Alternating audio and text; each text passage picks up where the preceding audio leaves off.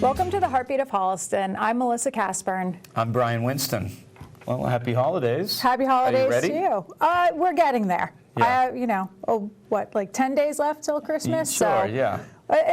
It'll be ready. A few clicks away and it'll show up on the doorstep. That's right, yeah. But nice little new set we have here for the winter. Beautiful shot taken by Bruce Guilfoyle of the Holliston Rail Trail. On tonight's show, we take a look at Holliston Middle School tradition, the 6th grade dance lessons. You will meet members of the state championship Holliston High School girls soccer team. We also covered 2 special ways that Holliston supports the issues of men's health and the opioid crisis.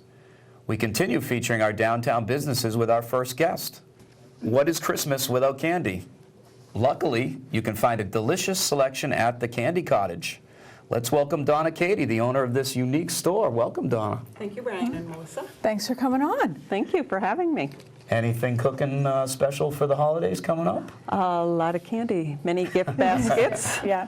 Lots of gift baskets, a lot of boxes of chocolates, stocking stuffers, anything you'd like. Now, do you do things in the store and then have them ready, or do you take orders if people call in for special items? I do both. Okay. I will take orders over the phone, email.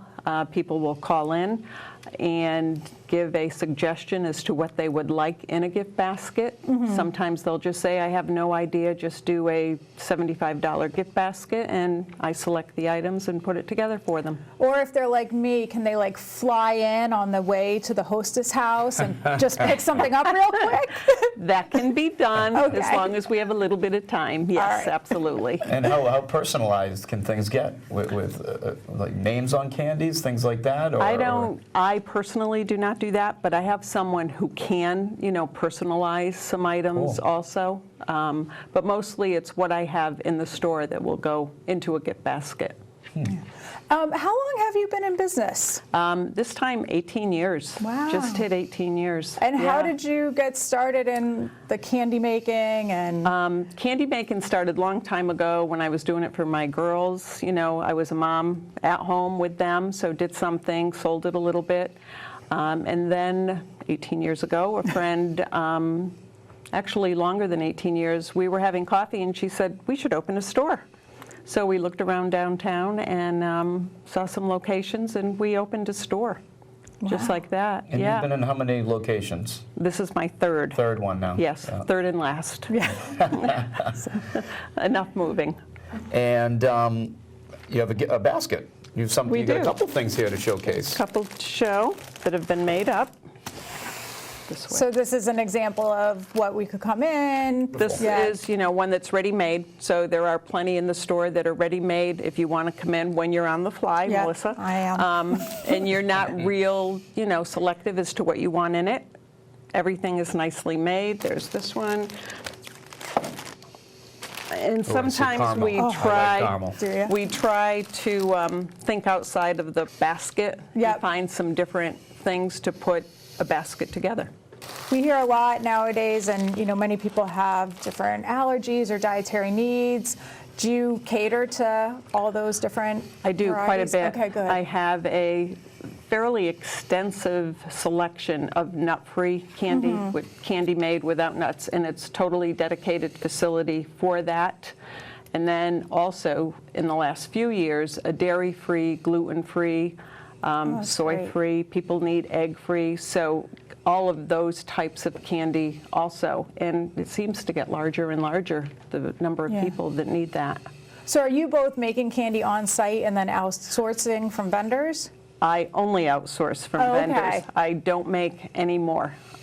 So I go to candy shows. That sounds that like must be fun. fun. Like, It is fun. Take us to That's that. a good business trick right there. There's a lot of sampling involved in that. Yeah. So I do that a couple times a year. I have a couple of really good distributors I work with, so they'll call, make suggestions, and I trust what they say and what they feel about certain candy. Even at home, not making it anymore? No. Even in the personal world? Even in the personal, no. I did it for a long time, did a lot of it, and I don't miss anymore. Yeah. So Right. I like being in the store, seeing the people. What's now I can think of just Halloween and this time of year and Valentine's Day. Is there one season that stands out as the busiest one? I think Christmas is it's a longer stretch of time. It goes from Thanksgiving through till Christmas. Valentine's Day is maybe a week. Easter is a couple of weeks. So Christmas is just a longer season and the busiest. Yeah. Yeah. So now, have you seen trends change in candy since you started this business, like out of your home? Anything that you're selling nowadays that wasn't even on your radar? Well, having the store, now more people go for the darker chocolate. That's what I like. The higher percentage of Healthier, cacao. right? Yeah, So they say, right. yes. So, and and then if it has chocolate and nuts, even healthier with almonds. So you listen to what people say and what they want, and you try to find it. So.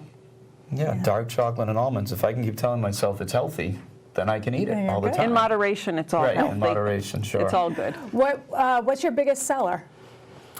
Depends on the time of year. Right now, baskets, box chocolates, stocking stuffers, Yankee swaps. So Valentine's Day, it's certain chocolates, truffles, box chocolates for the wives mostly. Yeah. And I bet a lot of those are picked up like on the fly. Right? Exactly, they are. They are, which is fine. Yeah, we're ready. We're ready for on the fly. Yeah. Well, thank you so much for coming in, Donna. Hopefully you have a great holiday season. Thank you very much. When you get my personalized chocolate, dark, Melissa's 1L, 2 S's. Just in case anyone's wondering. With Same name as my wife, I know that one. Yeah, okay. Well, thank you for making our lives a little sweeter, Donna. And back to you, Melissa. For 35 years, a 6th grade rite of passage are the dance and social etiquette lessons. Paul Lamoureux, the debonair and dedicated instructor of the waltz and proper handshake. Let's watch our well-dressed and polite students in this video. Tonight I'm reporting from the Robert Adams Middle School for our 6th grade dance and etiquette lessons. Ready, go. 1, 2, 3, hold, 1, 2, 3, hold, 1, 2, 3, hold, 1, 2, 3, and stop. So Paul, tell us a little bit about your background. Well, I started dancing as a kid, and I taught dancing for my mother, who taught ballroom dancing and social etiquette. And then I went to Boston University, and while I was there, I was hired by a studio in Boston to teach in the surrounding towns. So I continued doing it from that point on.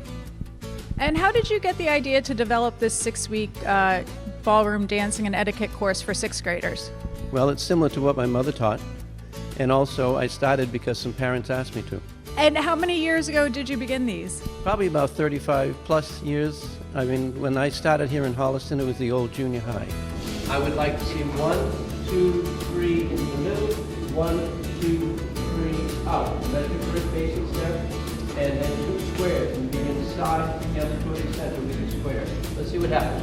The students at this age are still very anxious about getting into social situations. There's a wide range of abilities, and they tend to not want to engage immediately. And so what I try to do is provide an environment where they feel safe and comfortable, and that they can interact with one another comfortably. And pretty soon they feel comfortable with one another and they start dancing.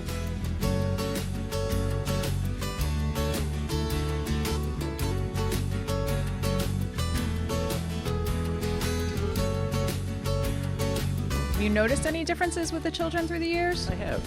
That I find that socially it's a little more difficult to get them to communicate. An example would be that when I asked the kids to talk to one another while I was putting a CD on, and there was silence. So I started talking to them about how to make small talk, and we worked at that, and pretty soon they felt very comfortable with it. Great handshake. Oh, that is a good one. In addition to small talk, what other types of social etiquette are you teaching the children? Well, we start with, first of all, I try to let them know that I don't care if they make a mistake. I tell them that I don't yell. I try to model for them that if you can be comfortable and considerate of one another, that's all I'm asking. So we start with that, and then we do introductions. How do you make an introduction? We go through a receiving line. And we talk about handshakes and how to give a nice firm handshake. Eye contact, making eye contact with whoever you're talking with. Sitting positions. We talk how to invite someone to dance. You just don't say, hey, get up. It's, may I have this dance or would you like to dance? And then also, I have boys' choices and girls' choices because I want them all to know what it's like to get up the courage to go and invite someone to dance, and also what it's like sitting there waiting to be invited to dance. In, tap, out, tap, in, tap, out, tap. What do you think the draw is for children attending these lessons? Well, I'm not sure at times because they keep coming, which is great. And the first night I ask the students why they're here. I ask some of the individuals that they're coming in, and then I share the responses with the class. And so usually what I hear is, I'll say, why are you here? And they'll say, I'm here to learn how to dance. And I say, well, that's terrific. And then I ask someone else, and they say they're here to learn good manners. And I said, well, I really think you already know good manners. I said, my job is to teach you when to use the right manners at the right time. And then I ask someone else, and they say, I'm here because my parents made me come. Claire, why did you sign up for dance lessons? Because my mom made me. And are you liking it now that you're here? It's okay. Janie, what would you say has been your favorite part so far? I like doing it with all my friends, and at the end, I wasn't here the second time, but the first time we did the Cotton Eye Joe. So Autumn and Max, what is one thing you've learned so far in your 2 dance lessons? One thing that I've learned so far is how to do the foxtrot. One thing I've learned is the square dance thing. Some of them will come back to me, I'll see them in town or whatever, and they'll say, hey, Mr. Lamoureux, I used some of your stuff. And I'd say, well, what is some of my stuff? He said, I got a job. I used the handshake and the eye contact and so on. And some of them have been complimented about their manners and how they can make an introduction and how to carry on a small conversation. So it's been wonderful. For Heartbeat of Holliston, I'm Melissa Kaspern. The 6th graders of Holliston are fortunate to receive these lessons in both etiquette and dancing. While many are hesitant at first, they do truly enjoy themselves. Not only are they creating memories with their classmates, they're learning valuable life skills. Holliston girls soccer had a historic championship season. After a 14-0 regular season, they rolled on to win the Tri-Valley League for the second year. For the first time, Holliston won the Division II state title against Winchester. Tonight, we welcome team members Sydney Brucato, Alyssa Brucato, and Gwen Freely. Girls, congratulations and welcome. Congratulations. Thank you. Wow, what an honor to do something no other, and soccer's a big sport here in town, and to do something no other team has ever done before. It's incredible, yeah. Yeah. So your whole season, undefeated season, did you kind of get to a point where you really thought oh, this is the year, we can take this all the way to state championship, or were you just doing it a game at a time? So originally we had a goal to win the TVL back-to-back because we won it the year prior. But at that point, at the beginning of the season, we didn't really think that we would make it to that point and win the state championship. But towards the end of the season and when we won the TVL, we knew we could do it. Yeah, I mean, a lot of confidence gained in the regular season, for sure. Sure, yeah. Was there something just special about this team? You said you didn't really have a feeling in the very beginning, but as the season started to progress, was there something about this team that was special compared to the other teams you played on? I feel like we just had a really good sense of team chemistry this year. You know, in the past we've had a lot of talented players, but this year we had a good mix of talented players and just a love for each other and a desire to play hard for one another. So I feel like that was pretty special. Yeah, and everyone had a role, no matter whether it was on or off the field. But everyone was so inclusive, and everyone just really loved to play with each other. And I think our coach said it was one of the best years with team chemistry she's ever had. So I think that definitely contributed to our success. Cool. Yeah, and you're all seniors, and I know you guys have been playing together for quite some time. Yeah. How many seniors were on the team this year, do you know? 6. 6? Okay. So I think that helped. You guys have just kind of grown up together. Yeah, we've been playing club soccer. We started and town soccer since we were in elementary school together. So it was just it just made it even more special to win it together. And you said, a lot of, everybody getting along, including everybody. I mean, that is a big part of sports, as you guys know. And was there something that kind of inspired all the girls on the team, or was there one moment or a play or something where everybody kind of rallied together? I just think the desire to win for each other just kept us going and inspired us. In the past, we've kind of just fizzled out towards the end of the season, but being so close, it just made us want to keep going. And I guess after last year, too, where you we had a successful season, it sounded like. Was there a certain game that you remember being like, this was the hardest one, or, more challenging? With an undefeated season, there's still going to be one or two that are more challenging. Well, one of our more challenging playoff games was the quarterfinals against Silver Lake, because we had played them in the season a few games ago, I think. So we knew they were a good team. We tied them 2-2, I think. So we went and played them again in the States, and it was challenging. It was very evenly matched, and we ended up going to double overtime, and then eventually finished it in PKs. So it was very stressful and emotional winning that. Oh my gosh. So it was a big game. A lot of the town was there for that one. Yeah. And all of our playoff games. But And after that one, I feel like we're like, all right, if we can win this, like, we can do it. Yeah. Once we won that one, we knew, because it was definitely one of our hardest. And then the sectional final against Medway, we had beat them in the season, and we kind of have a rivalry with them, and we really wanted to win that, and once we did, we knew we could go all the way. We knew we could win it all. That's kind of cool. You got to play a team that you've seen before over the years, that far in the tournament. It was really special, and because it was in Milford, it was so close. It was like equally far for us. We both had a lot of our That was a friends. so many freezing people cold there. day, Right, too. I I remember that. It started snowing, actually. Yeah. It's kind of fun to get far enough in the season that you're playing in the snow. That says a lot about, how well you guys did as a team. So do you guys think you'll be playing soccer beyond this, or everyone hanging up your cleats? So I'm playing at the College of St. Rose in Albany, New York next year. Congratulations. Yes, thank you. I'm not sure. I think I might try out for the club soccer team of whatever school I'm going to, but I figured that part out first. Yeah, same situation with me. I'll probably do club.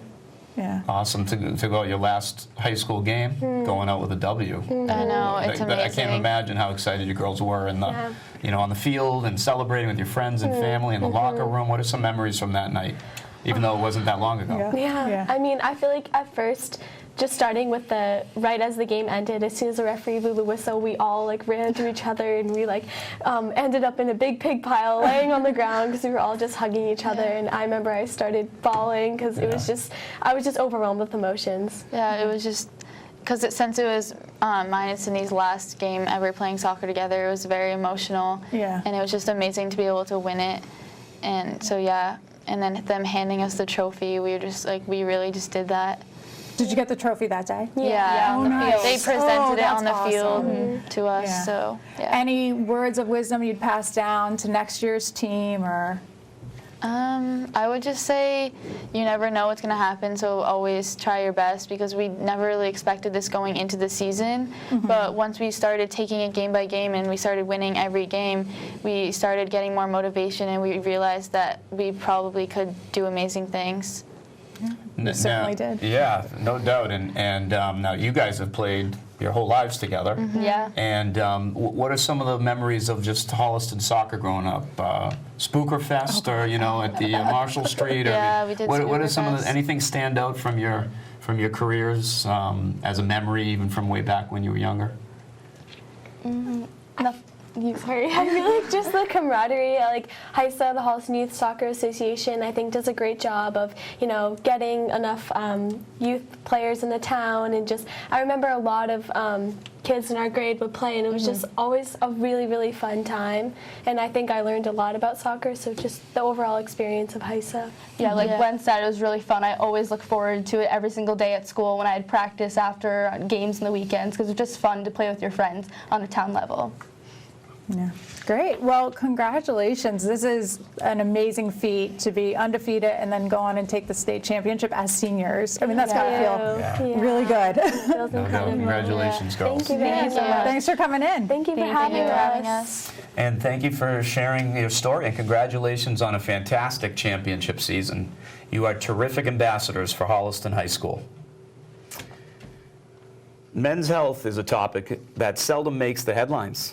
The Movember Foundation charity was created in Australia in 2004 and is the leading global organization committed to improving the lives of men affected by prostate cancer, testicular cancer, and mental health problems. To raise money and change the face of men's health, men grow mustaches in November, therefore changing their faces. Holliston resident Jed Gove has taken up his personal mission in a unique visual way. I'm here with Jed Gove. Jed, it's great to see you. Good to see you. You're looking a little different these days. Can you tell me about what's happening? Yeah, so in the month of November, I fundraise for Movember. And a mo in Australia is a mustache. Ah. And so this was started back in around 2003, I think. And it was started in order to raise awareness for men's health issues. So everybody grows a mustache and gets money, exactly. Basically, yeah. So yes. I started in 2012. Yep. My company that I was working for at the time decided to do it as a fundraiser for men's health issues. Okay. At that time, I raised a little over $2,000, I think it was. Mm-hmm. And I came in best stash in the company. But the company overall raised $30,000. Oh, okay. Yeah. I have never heard of this movement. This is really interesting. What's your goal this year? My fundraising goal is $8,000. I'm happy to say I've already reached almost $8,500, which brings my 8-year total to over $55,000 I've raised. That's incredible. What's the mission of the Movember project? So men's health issues are things that aren't talked about very much. Right. Much more things that talked about women's health issues. So Movember is to talk about prostate cancer, testicular cancer, mental health issues, because suicide is a big thing in the world for men. Mm-hmm. And 1 man dies every 60 seconds in the world due to suicide. I had no idea. That's amazing. Of course, and prostate cancer, I mean, that's affected my family and my friends as well. It seems like it's inevitable the older you get as a man. I mean, cancer's in my family as well. My dad had prostate cancer, but every man that lives long enough will eventually get prostate cancer. So this project is definitely something that we should all know more about. Absolutely. Yeah. So what do you call your mustache this year? I notice other years you've given yourself a little creativity. Yeah, so growing a mustache for 30 days is not much time. So I try to come up with some creativity. This year we call it Tom Selleck with soul, because I got a little soul. That's good, good, yeah.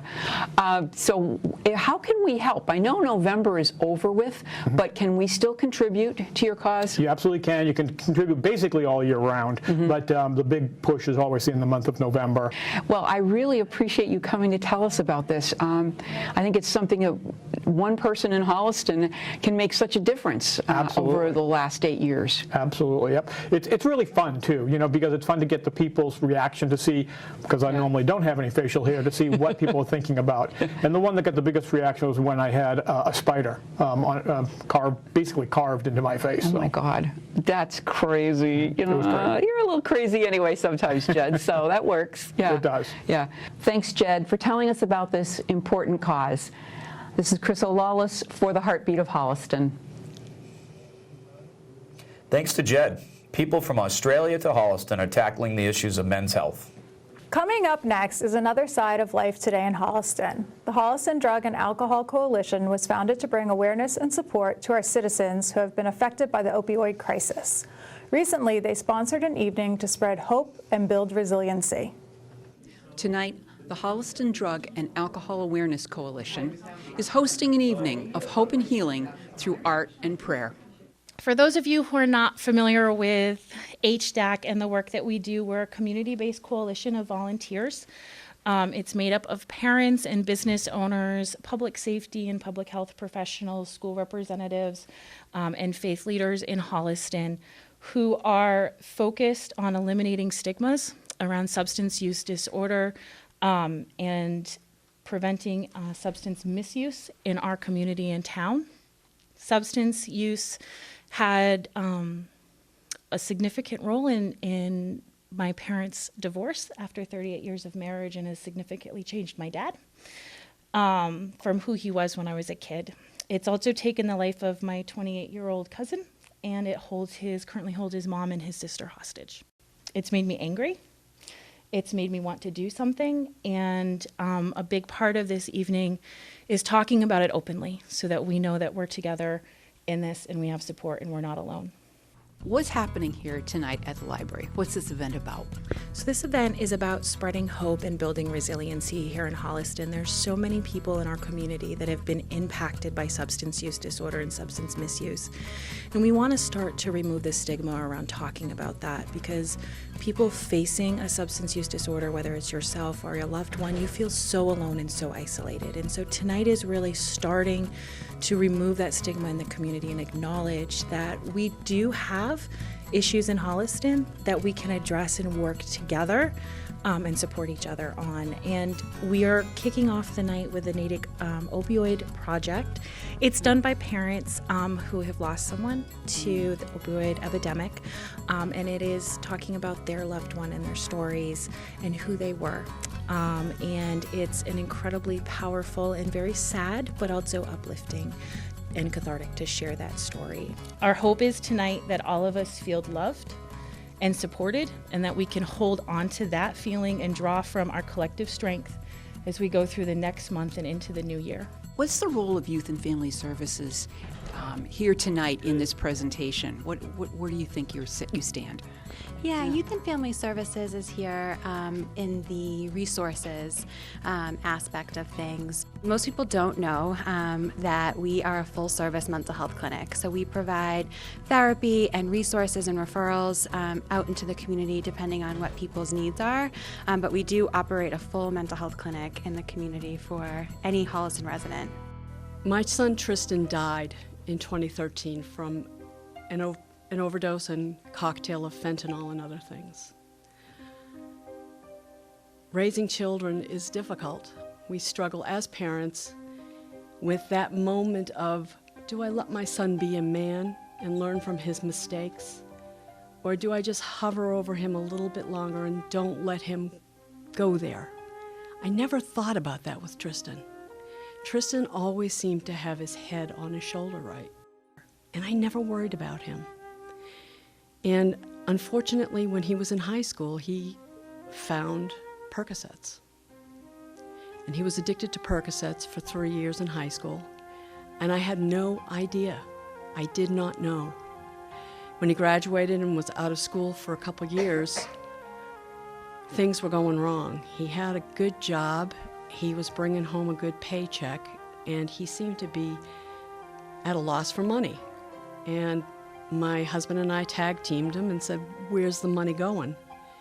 And he said, Mom, I'm a heroin addict.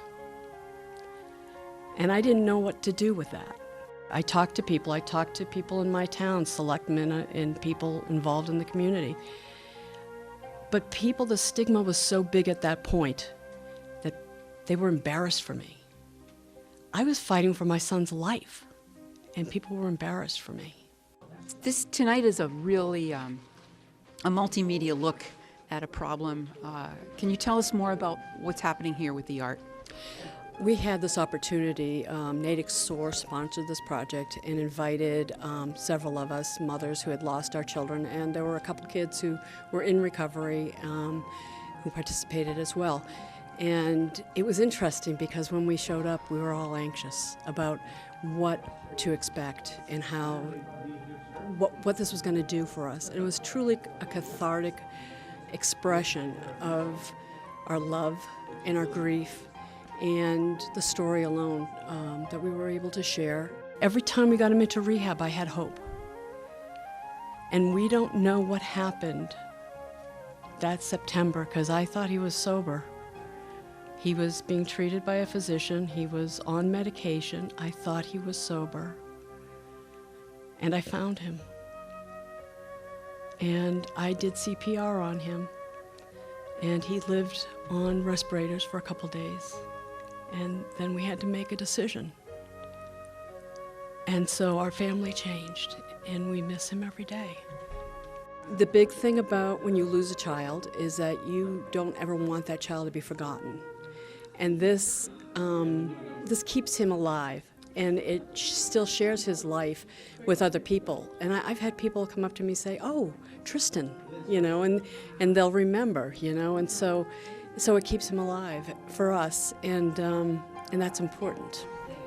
So I hope you'll remember my son when you're dealing with your own children, and when you're looking at other children, and when you see kids on the street. Remember my son, okay? Thank you so much for this opportunity. We did the artwork, and then we took a break and would go up and record a story which was edited by the founders of the Opioid Project. And she would ask questions about Tristan, and we just told our story, you know. And so it's unique like that, because you're looking at a piece of work, which I'm not an artist, but it's a compilation of things that reminded me of him, what he went through, the turmoil of what he went through. And then to be able to speak to that in an auditory method was really helpful too. Our hope is that tonight, that it has helped heal some of the wounds that are there, and that we continue to open the conversation and be willing to share with each other so that we can make it so no one feels like they are alone in this disease, and we can support everyone facing an addiction. Let us go forward in peace and hope for a wonderful holiday season, knowing that you have the strength and support of your community behind you. Thank you for coming. From the Holliston Public Library, this is Chris O'Lawless for Heartbeat of Holliston. This was one of the most powerful events that Heartbeat has covered. The full capacity crowd experienced a message of hope and support for our community this holiday season and in the new year. Please visit the interactive art exhibit displayed in the library through the end of January. That's it for our show tonight and for 2019. We hope you enjoyed the year of stories and people that make Holliston a special place to live. We are happy to announce that our own Paul Saulnier's irreverent reporting of the Holliston Police Log is coming to HCAT. Paul will be reporting on the highlights and the lowlights of the previous week's events with his own spin. The premiere episode is currently running on HCAT. Stay tuned in January for his weekly reports. Tonight's finale combines Christmas carols from the holiday stroll with two Holliston traditions. The Fatima Shrine Festival of Lights began in early 1950s, and all are welcome to celebrate the season from now till December 29th. Every year, homes in the Regal Street neighborhood put on a fantastic Christmas decoration display. Don't miss it. You can watch Heartbeat of Holliston every Wednesday, Thursday, and Friday at 7 p.m. on Channel 8 on Comcast and Channel 32 on Verizon. We are also televised at other times. You can watch us on any electronic device. Go to the HCAT website at www.hcattv.org for easy access. Join all the others who are watching Heartbeat on Facebook and YouTube by checking HCAT's website and YouTube pages. Good night, Melissa. Good night, Brian. And from all of us at HCAT TV, Merry Christmas and Happy Holidays.